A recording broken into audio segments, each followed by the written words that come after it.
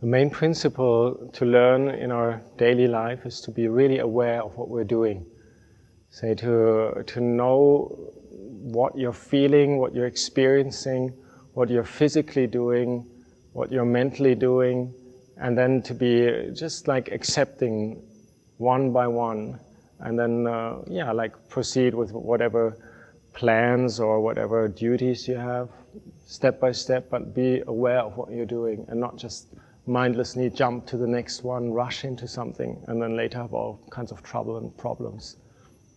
That's one of the main principles, I think, to learn about how to, kind of live a skillful life, do things kind of consciously. Yeah, like this is coming from our point of view is like we're many times spending time in meditation formally. We sit down and slow down and then become aware of our mental states and things like that. Like this is like the formal practice we do.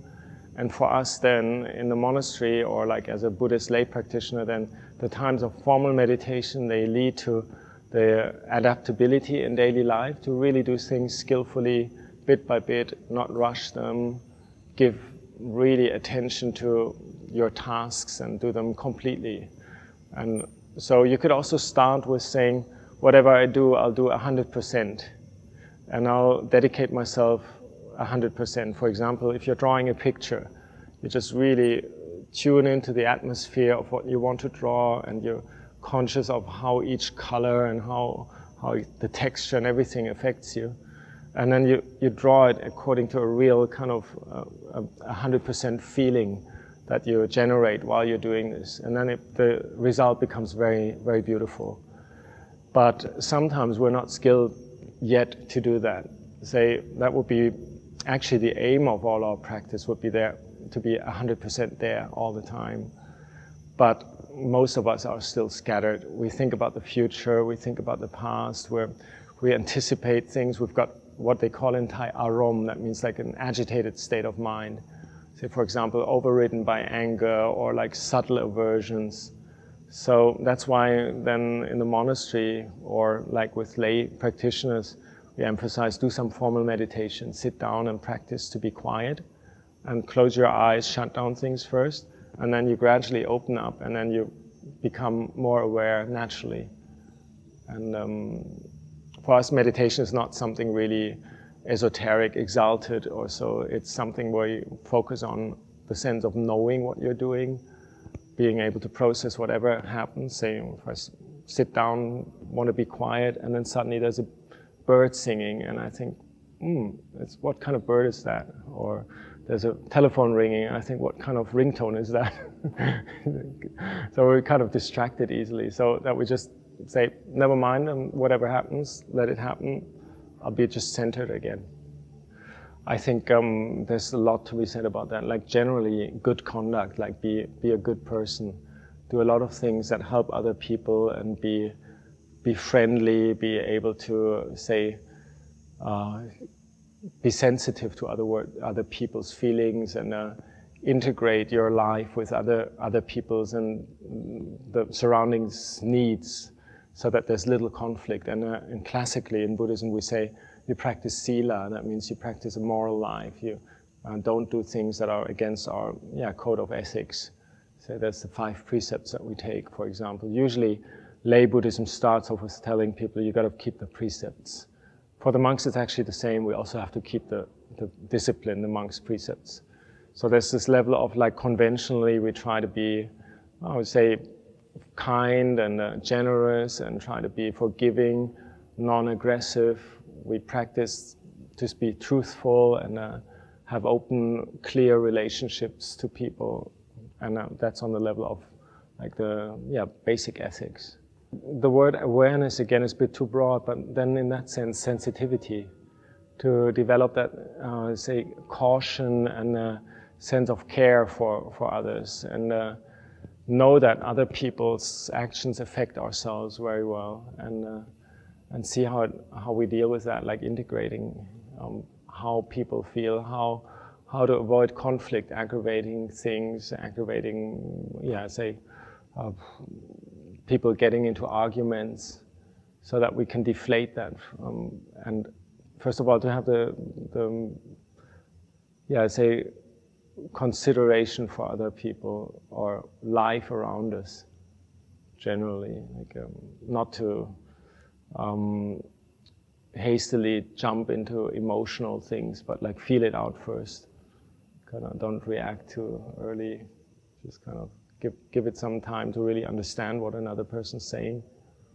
Or a sense of, I think, respecting the framework of what one has set up for oneself, or the structures in which one is. For example, if you're studying something, or you're in school, or you have certain tasks that you agreed upon doing, then just to really respect that. And like, this is more like on the level of plans and arrangements that we do, that there's time when we decide what we want to do and how we want to do it, and then there's the time to carry it out without, again, throwing it all over, and being diligent enough to, say, for example, as a school kid, more or less be diligent and learn your things, because you're a school kid, you're not like a grown-up yet, and you just learn, and be like in Thai, it's so easy, be a good boy. Like many Thai people understand, be a good boy, follow your parents, because that's the framework we're in. Like for monks as well, like we have a lot of rules, and we try to live according to that framework and be perfect in that sense. We know it's not for everybody, and not everybody has to always do whatever homework, or for us, like our monastic duties. But when we do that and we choose that, then we just finish every job, every task that we have nicely, and it takes a lot of diligence or self-discipline to adapt to the program and to the setup around you. Like, I think every now and again, just to take stock of what we've been doing and how it works, and not always to be bound up with duties and the program that we're in, but every now and again have time to ourselves and relax, and then afterwards, then naturally, after having had some time for oneself, then actually I think it's almost an instinct, a human instinct, that one wants to kind of like do the right thing and be helpful, or like fulfill one's tasks or so. But if it's ongoing, like non-stop, you have to work and you have to qualify, and you have to study, you have to pass, then I think that's too much. So in order to be able to do that part that is reasonable for us diligently, we also need some time where we're quiet, and where we can relax, and where we have things where we just kind of, say, are with ourselves, or maybe play music or football or so for lay people. For the monks, it would be meditating. This kind of thing, that you have some time where you can calm down and let go of things. And then afterwards, it's very easy just to do things correctly. Say, for example, here, there's a lot of, like, say, chores, like keeping the monastery clean, and duties of looking after our robes and things like that. For the monks, there's a lot of little prescribed duties that we have to do. And in order to be able to do them nicely, we need to have the time to take a deep in-breath in between, and just relax in between. So it's the two things, like if it's all balanced, like the time that we have for ourselves, and that we are like happy with ourselves and do things that are like joyful or so, that helps then to kind of have the discipline to do the things that we don't actually want to do, like for example cleaning the toilet, or helping your mom wash the dishes and things like that. I think it's a certain skill that one needs to find access to, the sense of being happy with oneself in the present moment, and not to jump to the future, or like be uptight, worried, or like have these kind of reverberating thoughts about what one has done.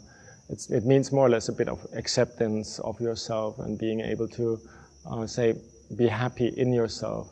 So for that, a lot of the actions that we do around the time when we sit and meditate and try to be in the present, a lot of the things that we've been doing before, they if they're on the wholesome side, if we're in the plus, doing good things for other people, helping somebody who is, for example, sick or so, or like, or taking somebody out for a change of atmosphere when he's like under stress or so.